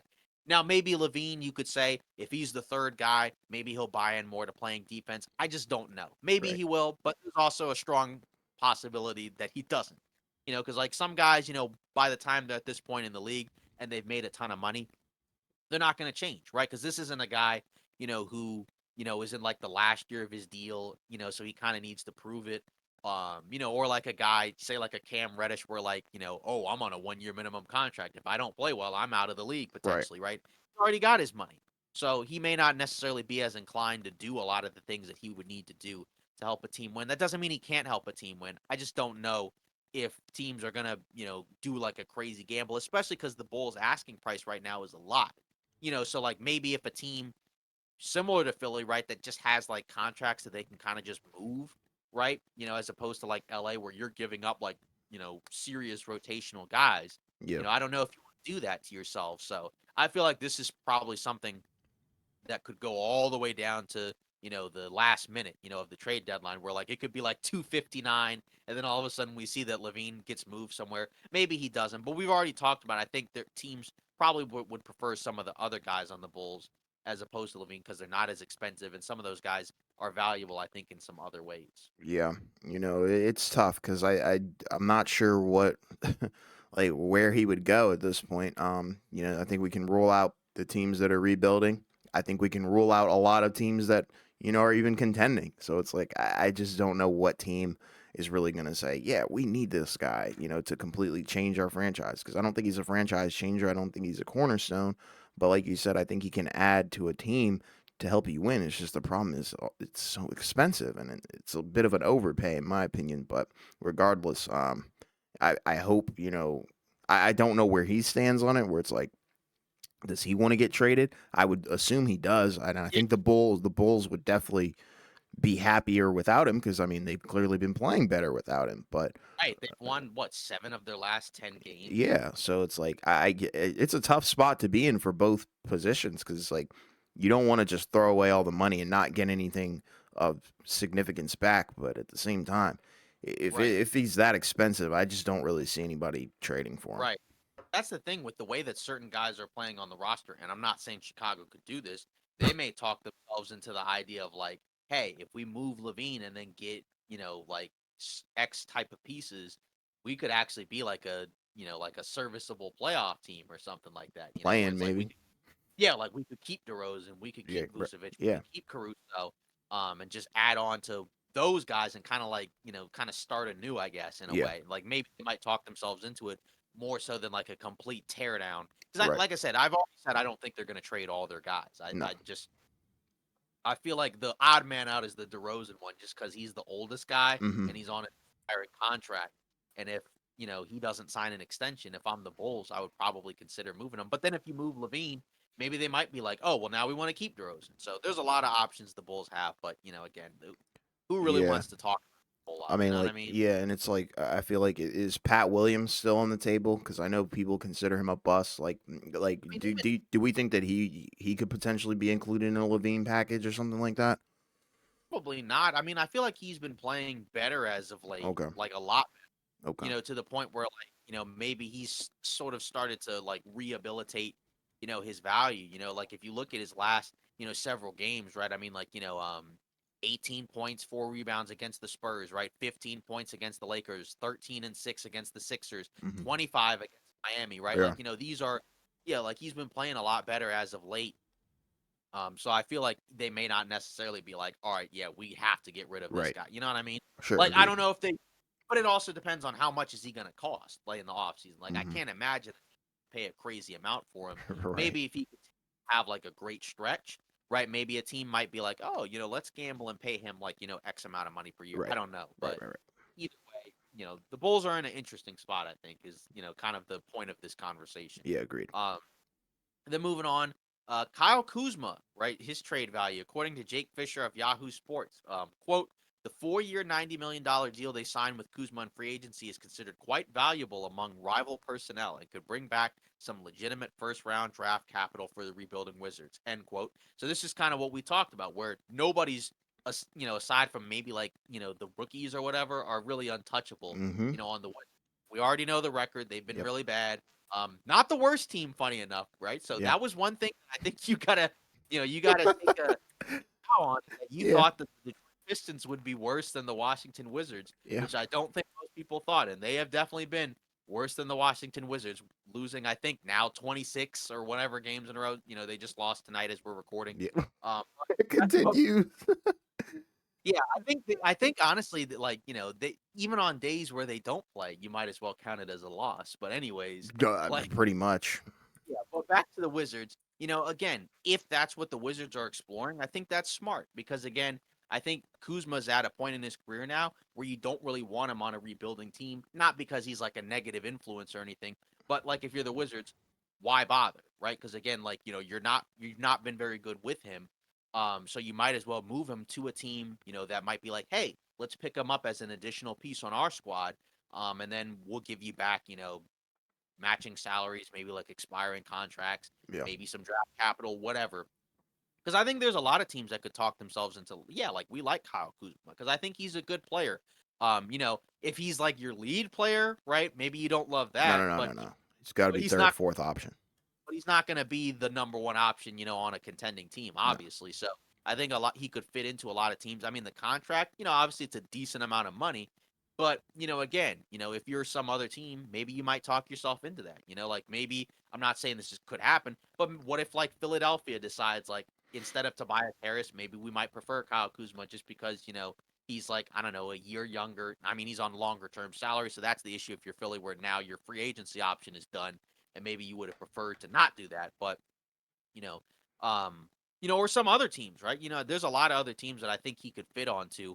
It's just about, what if the Warriors are like, hey, let's take, like that Chris Paul contract and turn it into like, an additional forward, to either start or come off the bench, whichever one. I'm just saying like there's a lot of teams that I think could talk themselves into a guy like that. Agreed. And if you're the Wizards, you at least have to listen and, see like what teams are willing to give you. Because if a team is willing to give you any type of draft compensation, I would definitely take that. Because again, if you're the Wizards, you have, you Poole and Kuzma are pretty expensive contracts, but they're not cornerstone pieces. You've Right. said that, right? Obviously, because you're, a huge Wizards fan, so Yeah. your team and the guys on it. So I think that should be the goal, is Yeah. to pile up on the draft picks, right? Jumpstart the rebuild. Maybe you might be able to get like a couple of young guys, on like small contracts that maybe you might be able to turn their careers around or something like that. And all of a sudden, you have some assets that you can play around with. So I think that's pretty smart if that's the goal. I think Hmm. they should definitely explore some Kuzma trades. Again, it's not because he's been a negative influence. It's not because he's been playing horrible. It's just there's no real point in him being on the roster just Right. because, again, they haven't been very good. Exactly. And it's like his numbers I think have been very good, in terms of statistically, he's averaging around 23 points, 6 rebounds and 4 assists. I've been really impressed with his playmaking, so I do understand the draw. Like he is definitely one of those players that can give you, he's one of those guys that maybe could even come off the bench, kind of like what we were talking about. With a lot of these contending teams, it's just he's a little bit more of an expensive bench piece, so you're going to have to give Right. some stuff up.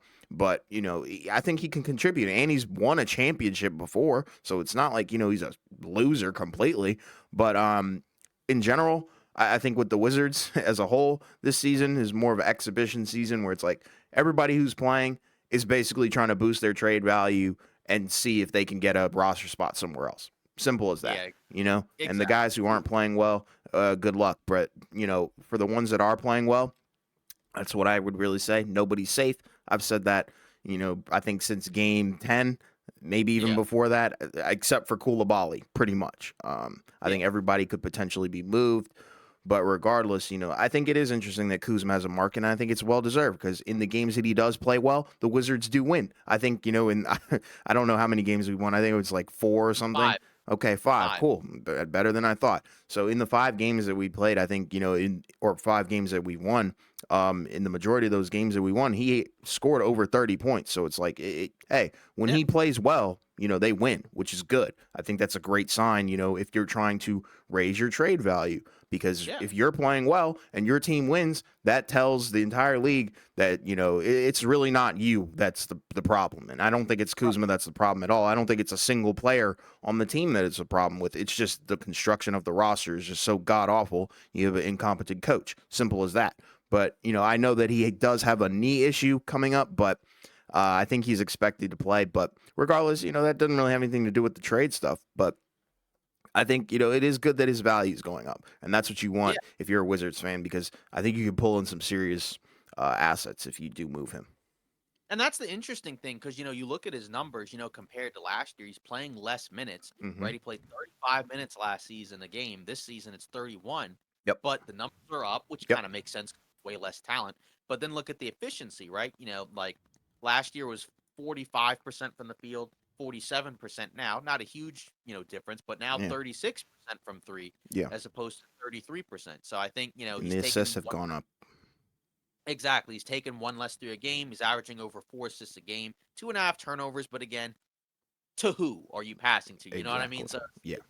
And it's having like a him really and Jordan Poole combined, you're going to expect some high volume turnovers sometimes. so I think he's a guy that could definitely help out a lot of teams, right? Like he was on my team, back in the day, and I Right. enjoyed You already know. yeah, yeah, and I enjoyed having him on my team. So Yeah. I think, if there's somebody out there who's willing to, do whatever, I think, if certain guys, are like out of the picture where it's like, oh, well, we can't get them, but we could get him, Right. like that's not like a horrible consolation prize because I do think he's a good player that could help out a lot of teams. I'm just curious what his role would be on those other teams, right? Because, outside of, the championship years that he was on the Lakers, he's been a starter, right? He was a True. starter for the Lakers before they were a title team, and obviously he's been starting for the Wizards. So I do wonder if he would accept a role coming off the bench. I don't know. I think if Um, it's the right team, for sure.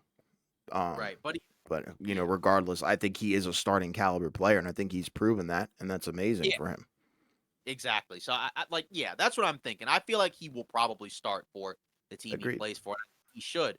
It's just again, I'm just curious as to who he goes to because there are certain teams where like they might be like, hey, you're our like super six man where like you'll close games, you may not start, but you'll still play like 30 minutes a night. But either way, again, if he's in another role where it's like he's playing with more talent, you don't have to use him as much, then that should help even more. So I think that's a guy that teams should definitely target. Yeah, and he's Um, you know, done very well for this exhibition season. Right. Yeah. Moving on. According to Hoops Hype, right? Michael Scotto, Hawks may trade Hunter Capella. So Hmm. the Hawks, have been in a really rough spot, this season, right? This was a team that I think we both thought would probably be better Mm-hmm. than what they've been. Obviously, they've had some injuries. Jalen Johnson, it sounds like he might be back Tuesday. He's a guy that was, really, really crucial to what they've been doing. But they are 12-16, right? 4 games below 500. The defense has been awful. Jalen Johnson being out doesn't help. But either way, defense is a mess. Trey Young, DeJounte Murray, individually their stats don't really look bad, but it just feels like the fit is just not working, right? Neither guy is really playing off the ball, and obviously defensively, it hasn't helped. So I feel like this is a team where they have a lot of different angles that they could explore at the trade deadline because Mm-hmm. you moved John Collins, didn't really get anything back for him, right? You sold him at his lowest point. Um, so now the question is what do they do, right? Do they make like, some other moves around the margins where they move Clint Capella or DeAndre Hunter, right? Which, that's what that rumor suggests. Or maybe do they do like some type of crazy gamble, right? Maybe like they're like, oh, let's move DeJounte Murray, and see if Ooh. we can capitalize on that or something like that. Obviously they're not going to do this, but if you remember last year, I think it was, right? Chris Haynes, he had that report about stars who could potentially, ask out, of Yeah. certain situations if things don't work out well. And one of those guys was Trey Young, right? So, is there a world where, like, say, at the end of the season, if things don't pan out, does he ask out? I don't know. But it does feel like the Hawks need to do something because it definitely seems like the roster they have so far just unfortunately has not been good enough. They've had some bad luck with injuries, but also, like, just, some guys also have had disappointing years, right? Like AJ Griffin, who was really good as a rookie. Not so much as a second year player, right? Yeah. Again, Jalen Johnson, the jump has been great in his third year, but it just feels like they need more around these guys, and I don't know what they do because again, a part of me feels like they could be buyers, and Mm-hmm. and they might have to be just because of the stuff they gave up to get Dejounte Murray. Yeah. But then another part where it's like, well, maybe they just kind of just make like lateral moves where they just kind of like trade for guys that are kind of similar, but maybe like better fits, or maybe they just add more depth. I don't Yeah. know, but they need to do something because It so far wouldn't this is surprise me if they get rid of Capella. And maybe yeah, Hunter too. Like it wouldn't surprise me because I think those yeah, are two guys that I think a lot of NBA teams would probably be more than willing to give some stuff up for. right. Like say for the Hawks, you have a Kungwu, right, and Mm-hmm. you already paid him. If I'm not, yeah, they already gave him an extension. We Yeah. know he's a good player.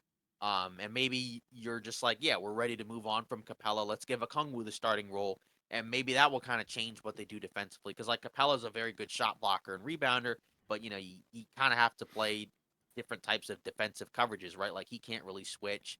He Yeah. kind of has to like basically be in like drop because he's not as, he's not like a slow guy, right? But a Kung Wu is very athletic and very mobile. He's a lot easier to play in a switching defensive scheme. And Yeah. you could do that if you have like Jalen Johnson and a Kung Wu, and DeJounte Murray and some other guy, right? You know what I Right. mean? Like that's where like it could get kind of interesting. But at the same time, I don't know. But something needs to be done because it's definitely been a disappointment, I think. Yeah. You Agreed. know? Yeah, because it's just again, like I thought they'd be better, and it's just they so far haven't been. And sometimes there are teams where it's like that. Where it's like they end up being a disappointment, and then there's other teams where they end up being way better. And the Hawks, unfortunately, they've been on the wrong side of it. Yeah. They've sucked really bad, Yeah, I mean, again, last year they were the definition of mediocre. This year yeah, they've actually been worse than mediocre. which is I think. crazy. We thought they would I be so think much the better. I think online there was a stat. I can't remember if it was from SportsCenter or not, where I think they had said in their last 1,200 games, they've literally been like 600 and 600 or something like that. Like, Oh my god, they're yeah, like, mid. They're literally yeah, mid. yeah, like I might have to check, but like I'm pretty sure I saw that online, like in the last 1,200 games. I like that's just wild because again, like that kind of adds up in a way, because again they've had a couple seasons where they were good, they've Yeah. had a couple seasons where they were really bad, and then Mhm. they've also had a couple of seasons where they were just mediocre. Yeah. So feels like that probably adds up. Yeah, I just checked. Yep, I just checked. Yeah, let's see. Yep, according to StatsMuse, over the past 1,200 games, the Hawks have posted a dead even 500 record, winning 600 and losing 600 during that span. That's bad, bro. But yeah, So, that's mid. yeah, so that's a long time. I mean, you're talking about like 15-ish years or so. Yeah. Yeah, so that means like yeah, they've been basically the NBA's definition of like you said mid. Yeah. It's bad, bro. Yeah. Well, that's it for today's episode of Off Ball Takes. Again, everybody have a happy holidays. We hopefully, you see this, on Christmas or, whichever, because that's when this is going to come out. But Yeah. regardless, we continue to appreciate the love and support. Don't forget to like, comment, and subscribe. Let us know your thoughts, on the Christmas games. What you'd like to see. Do you have a different wish list? Your thoughts on some of the rumors coming out. Maybe you think certain guys should be traded to certain teams. Yeah. Either way, let us know. If you comment, we will read your comment, at the beginning of our, next episode. That's what we're doing. So again, don't forget to like and subscribe. And I believe we will see you next year. Yeah. Sure. Good point. So hopefully also everybody has a happy new year. Yeah.